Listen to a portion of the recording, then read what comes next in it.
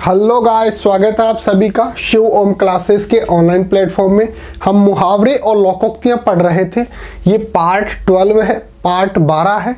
इससे पहले हमने पार्ट 11 और बना चुके हैं इसके बारे में, मुहावरे और लोकोक्तियों के बारे में।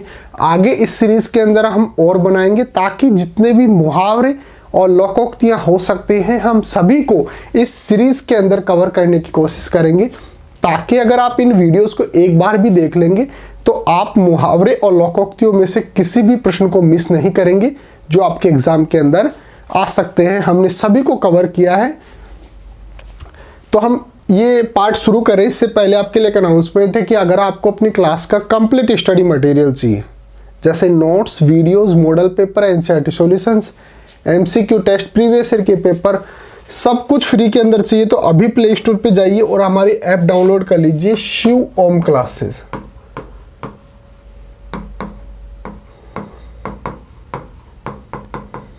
शिव ओम क्लासेस हमारी जो ऐप है वो डाउनलोड कर लीजिए। इसके अंदर आपको सब कुछ फ्री के अंदर मिल जाएगा। या फिर आप क्या कर सकते हो, हमारा व्हाट्सएप नंबर लिख लो, 8696608541। ये हमारा व्हाट्सएप नंबर है, 8696608541। आप हमारे को व्हाट्सएप पे अपनी सब्जेक्ट और अपनी क्लास लिखकर हमारे को भेजेंगे तो हम व्हाट्सएप पे भी आपको अपने नोट्स भेज देंगे, बिल्कुल फ्री ऑफ कॉस्ट। तो चलिए इस टॉपिक को शुरू करते हैं। पहला मुहावरा है गढ़ जीतना। गढ़ जीतना मुहावरे का अर्थ होता है किसी भी कठिन काम के अंदर सफल हो जाना। किसी भी कठिन काम के अंदर सफल हो जाना। तो गढ़ जीतना मुहावरे का अर्थ होता है कठिन सफलता प्राप्त करना। तो कठिन सफलता का मतलब क्या है, कोई कठिन काम है उसको भी अगर आप प्राप्त कर लेते हैं तो इसका मतलब आपने क्या किया, कठिन सफलता प्राप्त की है। 20 साल से जो किराएदार दुकान खाली नहीं कर रहा था, यहाँ पे खाली लिख देना, खाली नहीं कर रहा था, उसने किराएदार से दुकान क्या खाली करवाई, बस गढ़ जीत लिया। कोई दुकानदार था, 20 साल से दुकान खाली नहीं कर रहा था, तो उसके जो मालिक था जो था उसने दुकान खाली करवा ली। इसका मतलब उसने एक तरीके से क्या कर ली, गढ़ जीत लिया, यानी कि उसने कठिन सफलता प्राप्त कर ली। नेक्स्ट है गर्दन पर छुरी फेरना। गर्दन पर छुरी फेरना मुहावरे का अर्थ होता है किसी को नष्ट करना, किसी को समाप्त करने की कोशिश करना। गर्दन पर छुरी फेरना मुहावरे का अर्थ क्या है, किसी को नष्ट करने का कार्य करना। वाक्य क्या लिख सकते हैं, मेरा व्यापार ठीक नहीं चल रहा, कर्जदाता मेरी गर्दन पर छुरी फेर रहा है। कहने का मतलब मेरे को नष्ट करने की कोशिश कर रहा है, मेरे को समाप्त करने की कोशिश कर रहा है। नेक्स्ट है गले का हार। गले का हार मुहावरे का अर्थ होता है बहुत ही ज़्यादा प्रिय होना, बहुत ही ज़्यादा अच्छा लगने वाला होना। गले का हार होना मतलब बहुत ही ज़्यादा प्रिय। नई बहू न केवल सबका सम्मान करती है बल्कि सबकी मदद भी करती है, इसलिए वह सबके गले का हार बनी हुई है, यानी कि बहुत ही ज़्यादा सभी को प्रिय है। नेक्स्ट है गले पड़ना। गले पड़ना मुहावरे का अर्थ होता है उसकी इच्छा ही नहीं है, सामने वाला जो व्यक्ति है उसकी इच्छा ही नहीं है, फिर भी बिना उसकी इच्छा के उसके साथ चलना। गले पड़ना जैसे अनिच्छा से किसी से संपर्क रखना या दायित्व डालना, रिस्पॉन्सिबिलिटी। अनिच्छा से, उसकी इच्छा ही नहीं है फिर भी अगर आप उससे संपर्क रखना चाहते हैं तो इसका मतलब आप क्या कर रहे हैं, उसके गले पड़ रहे हो, या फिर आप उस पर जो दायित्व जो है, रिस्पॉन्सिबिलिटी है, जो उसको बढ़ा रहे हो जिसके वो चाहता ही नहीं है। जैसे मैं जो हूँ, अगर मैं लोन लेना ही नहीं चाहता फिर भी सामने वाला जो कंपनी वाला जो है मेरे को लोन दे देता है, ज़बरदस्ती मेरे अकाउंट के अंदर ट्रांसफ़र कर देता है, तो इसका मतलब वो क्या कर रहा है, मेरा दायित्व मेरे ऊपर डाल रहा है कि आपको इसकी EMI देनी है पूरी, इसको चुकाना है आपको ब्याज सहित। तो वो क्या कर रहा है, मेरे पे दायित्व डाल रहा है, यानी कि वो मेरे क्या कर रहा है, गले पड़ रहा है। मुझे उस चीज़ की ज़रूरत ही नहीं है फिर भी ज़बरदस्ती वो मेरे साथ दायित्व डाल रहा है। या फिर किसी से बिना उसकी इच्छा के संपर्क में रहने की कोशिश करना। जैसे दो दोस्त हैं, मतलब एक दोस्त है और दूसरा जो है उससे दोस्ती करना चाहता है, वो दूसरे वाला चाहता ही नहीं है इससे दोस्ती करना, फिर भी वो उसके गले पड़े हुआ है कि भाई मेरे से दोस्ती कर ले। तो अनिच्छा से किसी से संपर्क में रखना या फिर दायित्व डालना। नेक्स्ट है गले पड़ा ढोल बजाना।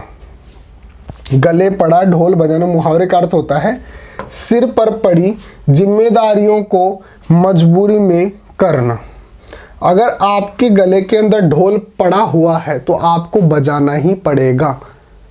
यानी कि अगर आपके ऊपर जिम्मेदारियां हैं तो आप चाहो न चाहो उन जिम्मेदारियों को मजबूरी के अंदर भी आपको, उन दायित्वों को भी आपको निभाना पड़ेगा, उन जिम्मेदारियों को आपको निभाना पड़ेगा। तो गले पड़ा ढोल बजाना मुहावरे का अर्थ क्या होता है? सिर पर पड़ी जिम्मेदारी को मजबूरी में करना। मेरे न हुए भी मेरी पत्नी ने व्रत के उद्यापन का कार्य बना लिया है, बहरहाल अब तो गले पड़ा ढोल बजाना ही पड़ेगा। मेरे पीठ पीछे से मेरी पत्नी ने कोई कार्यक्रम रख लिया है, अब उसने रख लिया है, सबको बुला लिया है, तो अब चाहे मेरी इच्छा हो चाहे नहीं हो, मुझे उसके अंदर शामिल होना ही पड़ेगा, उस जिम्मेदारी को निभाना ही पड़ेगा। तो गले पड़े ढोल बजाना मुहावरे का अर्थ क्या होता है? सिर पर पड़ी जिम्मेदारी को मजबूरी के अंदर निभाना। आगे बढ़ते हैं। नेक्स्ट है गले मढ़ना। गले मढ़ना मुहावरे का अर्थ होता है इच्छा के विरुद्ध। आपकी इच्छा नहीं है फिर भी। गले मढ़ना मुहावरे का अर्थ क्या हो गया? इच्छा के विरुद्ध। जब वह लड़की तुम्हें पसंद ही नहीं करती तब अपने आप को उसके गले क्यों मढ़ते हो? यानी कि जब वो लड़की आपको पसंद ही नहीं करती तो आप उससे जबरदस्ती शादी क्यों कर रहे हो? उसकी इच्छा के विरुद्ध शादी क्यों कर रहे हो? जबरदस्ती उसके गले क्यों मढ़ रहे हो? नेक्स्ट है गहरा हाथ मारना। गहरा हाथ मारना मुहावरे का अर्थ होता है अवांछित रूप में बहुत प्राप्त कर लेना। अवांछित, जो आपका है ही नहीं, जो आपका है ही नहीं। भतीजे ने झूठी वसीयत द्वारा अपने चाचा की संपत्ति पर गहरा हाथ मारा है। उसने क्या किया है? झूठी वसीयत बनाई है, यानी कि वो अवांछित है, वो आपकी है ही नहीं, फिर आप उसको झूठी वसीयत बनाकर और गहरा हाथ मार रहे हो, यानी कि अवांछित वस्तु को आप प्राप्त कर ले रहे हो। नेक्स्ट है गांठ पड़ना। गांठ पड़ना मुहावरे का अर्थ होता है द्वेष का स्थायी हो जाना। अगर कोई व्यक्ति जो है वो दूसरे व्यक्ति के साथ द्वेष के अंदर है, जेलस है, एक दूसरे से जेलस है, तो इसका मतलब उनके रिश्ते के अंदर गांठ पड़ चुकी है। तो गांठ पड़ना मुहावरे का अर्थ क्या है? द्वेष का स्थायी हो जाना। अगर जैसे मान लो किसी रस्सी के अंदर जो गांठ है एक बार पड़ जाएगी तो ऐसा तो है नहीं कि वो पहले जैसी हो जाएगी, वो गांठ तो हमेशा रहेगी, यानी कि जो द्वेष है वो क्या हो गया? स्थायी हो गया। वाक्य क्या लिख सकते हैं? शादी में दहेज के लेन देन पर ऐसा विवाद उठा कि संबंध तो क्या बना, उल्टा संबंधियों के मनों में गांठ पड़ गई। यानी कि उनके जो संबंधी जो थे उनके मनों के अंदर जो द्वेष था वो स्थायी रूप से परमानेंट हो गया भाई साहब। तो गांठ पड़ना मुहावरे का अर्थ क्या हो गया? द्वेष का स्थायी हो जाना। नेक्स्ट है गांठ बांधना। गांठ बांधना मुहावरे का अर्थ होता है स्थायी रूप से याद रखना। मैं से बोलूँ ना कि मेरी बात को गांठ बांध लो, यानी कि मेरी बात को हमेशा याद रखना, स्थायी रूप से याद रखना। तो गांठ बांधना मुहावरे का अर्थ क्या होता है? स्थायी रूप से याद रखना। वाक्य क्या लिख सकते हैं?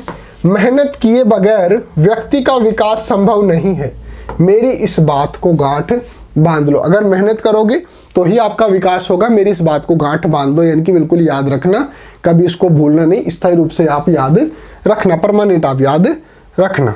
नेक्स्ट है गागर में सागर। गागर में सागर, कम शब्दों में बहुत अर्थ। एक शब्द लिख दूं और उसके इतने ज्यादा अर्थ हो जाएंगे, इतना डीप मीनिंग हो जाएगा उसका। ऐसी अगर स्थिति है तो इसका मतलब क्या है? गागर में सागर है, कम शब्दों में बहुत ज्यादा अर्थ है। गीता में वेदों और उपनिषदों का सार प्रस्तुत हुआ है, इसलिए उसका एक एक श्लोक गागर में सागर, यानी कि उसका एक एक जो श्लोक है वो बहुत ज्यादा अर्थ लिए हुए है। तो गागर में सागर होना मतलब कम शब्दों के अंदर बहुत ज़्यादा अर्थ प्रदान करना। नेक्स्ट है फूंकना या फिर कान भरना। कान में फूंकना या फिर कान भरना।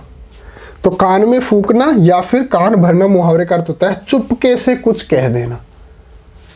कान के अंदर फूंक मारने का मतलब क्या हो गया भाई, चुपके से ऐसे कान के अंदर कुछ कह देना। या फिर कान भरना, चुपके से किसी बात को कह देना। वाक्य क्या लिख सकते हैं, न जाने संजय ने मेरे बारे में अचल के कान में क्या फूंक दिया कि अचल अब मुझसे बात ही नहीं करती। यानी कि उस अचल ने संजय को पता नहीं क्या कह दिया या संजय ने उसको क्या कह दिया। कहने का मतलब उसने एक दूसरे के अंदर कान के अंदर फूंक मार दी, कान भर दिए। यानी कि मेरे बारे के अंदर पता नहीं उसने क्या बोल दिया, अब वो मेरे से बात नहीं करती।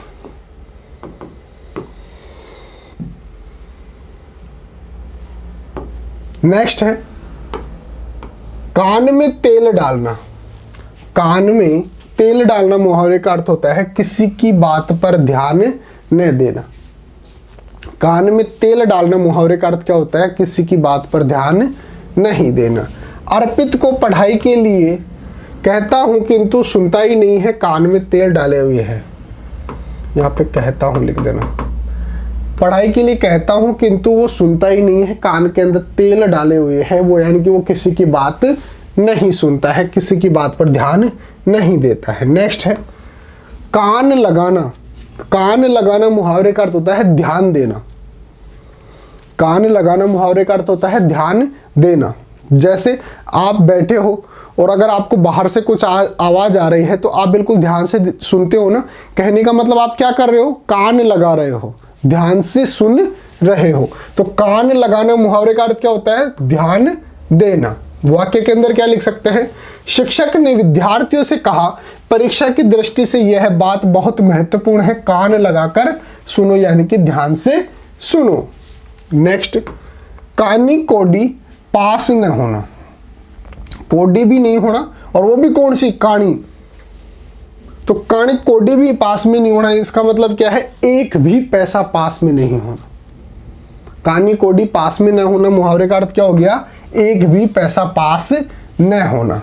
कल तक जिसके पास कानी कोडी न थी आज वह अपने परिश्रम व ईमानदारी से बड़ा व्यवसायी बन गया है। कल तक जिसके पास कानी कोडी भी नहीं थी, यानी कि कल तक उसके पास एक पैसा भी नहीं था, वो अपने परिश्रम और ईमानदारी से आज बहुत बड़ा व्यवसायी बन गया है, बिजनेसमैन बन गया है। नेक्स्ट है काला नाग। काला नाग मुहावरे का अर्थ होता है घातक व्यक्ति। काला नाग मुहावरे का अर्थ क्या हो गया, घातक व्यक्ति। आप उसका विश्वास बिल्कुल नहीं करना, वह तो काला नाग है। तो काला नाग है मतलब बहुत ज्यादा घातक व्यक्ति है, डेंजरस पर्सन है। नेक्स्ट है काला पानी। काला पानी मुहावरे का अर्थ होता है आजन्म कैद या फिर कठोर कारावास। कारावास का मतलब क्या होता है, जेल। आजन्म कैद यानी कि आजन्म का मतलब होता है पूरे जितने उसका जीवन जो बचा हुआ है पूरा जीवन वो कैद के अंदर रहेगा, जेल के अंदर रहेगा। या फिर कठोर कारावास को क्या बोला जाता है, काला पानी बोला जाता है। आज़ादी के पहले भारतीयों को अंग्रेजों के खिलाफ साजिश रचने के आरोप में अंडमान निकोबार द्वीप समूह में भेजकर उन्हें काला पानी की सजा दी जाती थी। तो काला पानी की सजा दी जाती थी, इसका मतलब क्या दिया जाता था उनको, आजन्म कैद या फिर कठोर कारावास। काला पानी की सजा मतलब आजीवन कारावास या फिर कठोर कैद या फिर कारावास। नेक्स्ट है काला मुंह होना। काला मुंह होना मुहावरे के दो अर्थ लगा सकते हैं, एक तो बदनाम होना और एक किसी बुरे आदमी का स्थान छोड़ देना। काला मुंह होना मुहावरे का दो अर्थ निकाल सकते हैं, एक तो बदनाम होना और एक किसी बुरे व्यक्ति का वो स्थान छोड़ देना। वाक्य दो ही लिखेंगे, पहले तो बदनाम होना लिख देते हैं। वह जीवन भर रिश्वत लेता रहा, आखिर एक दिन रंगे हाथ पकड़ा गया तो सारे प्रदेश में मुंह काला हो गया, यानी कि वो बदनाम हो गया। जिंदगी भर वो रिश्वत ले रहा था, अंत के अंदर पकड़ा गया और बदनाम हो गया, कार्य उसका काला मुंह हो गया। नेक्स्ट ले रहे हैं किसी बुरे आदमी का स्थान छोड़ना। इसके संदर्भ में वाक्य लिख सकते हैं, मान सिंह डाकू से सारा इलाका भयभीत था, डरता था, सुना है वह मुंबई चला गया, अच्छा हुआ तो उसका यहां से काला मुंह हो गया। काला मुंह हो गया मतलब वो यहां से चला गया, वो बुरा व्यक्ति था। तो हमने यहाँ पर अर्थ लगाया ना, किसी बुरे आदमी का स्थान छोड़ देना, यानी कि किसी बुरे आदमी का वहां से स्थान छोड़ देना मतलब वहां से उसका क्या हो गया, मुंह काला हो गया। नेक्स्ट है किन कर्तव्य विमूढ़ होना। किन कर्तव्य विमूढ़ होना मुहावरे का अर्थ क्या है, अनिश्चयात्मक स्थिति होना। किन कर्तव्य विमूढ़ होना मुहावरे का अर्थ क्या हो गया, अनिश्चयात्मक स्थिति होना। वाक्य क्या लिख सकते हैं, आजकल मतदाता सभी राजनीतिक दलों के आकर्षण घोषणा पत्रों को पढ़कर सुनकर मतदान करते समय किन कर्तव्य विमूढ़ हो जाते हैं। नेक्स्ट है किए कराए पर पानी फेरना। किए कराए पर पानी फेरना, आपने कोई काम किया, बिल्कुल सफाई से किया और आप उस पर फिर पानी फेर दिए, यानी कि उसको पूरी तरीके से नष्ट कर दिए। तो किए कराए पर पानी फेरना मुहावरे का अर्थ क्या आ गया, अपने किसी अच्छे कार्य को समाप्त कर देना। आपने बहुत ही सावधानी से कोई काम किया था और फिर आपने उस पर पानी फेर दिया, यानी कि उसको नष्ट कर दिया। अपने किसी अच्छे कार्य को समाप्त कर देना, इसका अर्थ हो गया।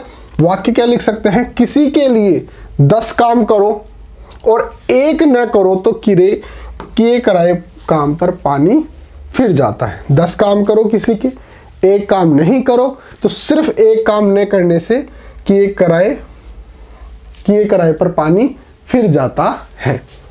नेक्स्ट है किताब का कीड़ा होना। किताब का कीड़ा होना मुहावरे का अर्थ होता है बहुत ही ज्यादा पढ़ने वाला व्यक्ति।